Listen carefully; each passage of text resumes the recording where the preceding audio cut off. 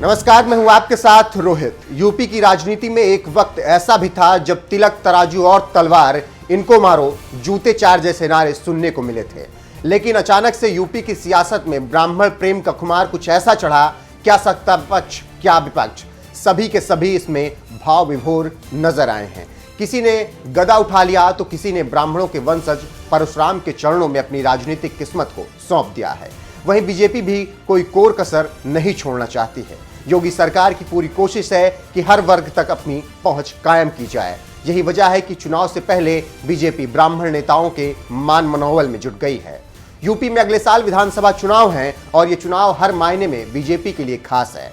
वही योगी सरकार से सीधी टक्कर लेते दिखाई दे रहे अखिलेश यादव एक बार फिर सत्ता में वापसी के लिए पूरी तरीके से राजनीतिक दांवपेच चल रहे हैं। लेकिन योगी सरकार के सामने सबसे बड़ी चुनौती ब्राह्मणों को अपने पाले में करने की है।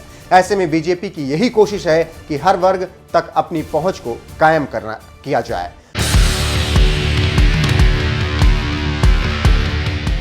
बीजेपी इस बात से अच्छी तरह वाकिफ है कि अगर उसे सत्ता में वापसी करनी है तो ब्राह्मण वोटों की नाराजगी को जल्द ही दूर करना होगा।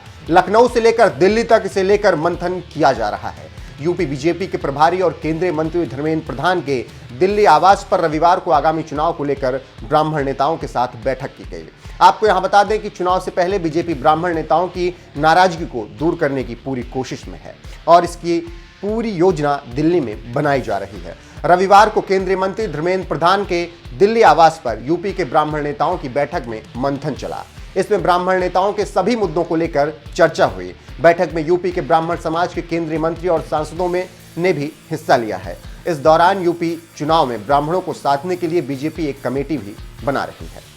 इन तमाम चीजों को देखने के बाद सवाल ये उठता है कि आखिरकार ब्राह्मणों को लेकर बीजेपी के सामने किस तरह की चिंता दस्तक दे रही है। आपको यहां बता दें कि पिछले कुछ समय से ब्राह्मण नेताओं के बीजेपी से नाराजगी की खबरें लगातार सामने आ रही थी।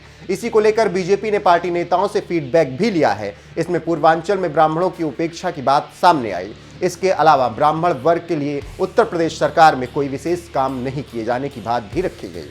इसी के बाद बीजेपी ने चुनाव में ब्राह्मणों को साधने के लिए एक कमेटी बनाई है।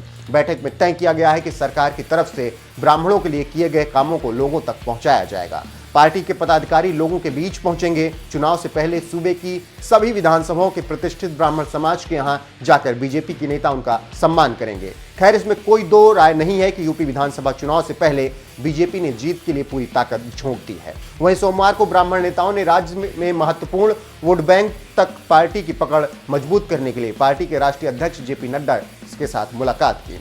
जेपी नड्डा के साथ बैठक के दौरान ब्राह्मण नेताओं ने अलग अलग मुद्दों पर विस्तार से चर्चा की है। सूत्रों के मुताबिक पार्टी ने बीजेपी के राज्यसभा के मुख्य सचेतक शिव प्रताप शुक्ला, पार्टी नेता अभिजीत मिश्रा, पूर्व राष्ट्रीय सचिव और गुजरात के सांसद राम भाई मोकारिया और महेश शर्मा की एक समिति बनाई है जो समुदाय के ब्राह्मण सदस्यों तक पहुंचेगी। ऐसे में यहां माना यह जा रहा है कि केंद्रीय मंत्री अजय मिश्रा सहित पार्टी के ब्राह्मण नेता जिनके बेटे को लखीमपुर खीरी हिंसा के सिलसिले में गिरफ्तार किया गया है, कहा जा रहा है कि इससे राज्य के ब्राह्मण वोट बैंक पर प्रभाव पड़ा है और इसी को साधने के लिए ब्राह्मण नेताओं ने यह रणनीति बनाई है। अगले कुछ महीने बाद राज्य के सभी सीटों पर विधानसभा चुनाव होने वाले हैं। पार्टी सभी 403 सीटों पर अपने वोट बैंक को मजबूत करने की कोशिश में जुटी हुई है। बहरहाल, इस पर आपकी क्या कुछ राय है, आप हमें कमेंट करके जरूर बताइए। साथ ही ये बताइए कि 2022 चुनाव के बाद आप यूपी का मुख्यमंत्री किसे देखना चाहते हैं।